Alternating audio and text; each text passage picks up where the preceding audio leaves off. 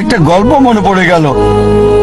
একসময় একজন ফেরেশতা এসে এক লোককে বলল, আমি তোমার উপর খুশি, তুমি যা চাইবে আমি তোমাকে তাই দেব, তবে একটা শর্ত, যা তুমি চাইবে আমি তোমাকে সব দেব, তবে তোমার প্রতিবেশীকে দেব তার দ্বিগুণ।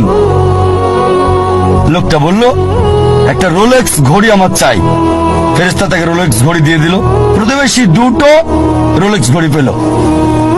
লোকটি বলল, একটা মার্সিডিজ গাড়ি আমার চাই। ফেরেশতা তাকে মার্সিডিজ গাড়ি দিল।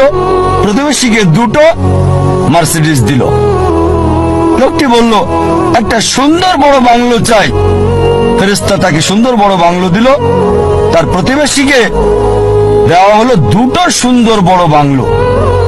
লোকটি পরে বলল, দয়া করে আমার শেষ ইচ্ছাটা তুমি পূরণ করে দাও। কি সেটা?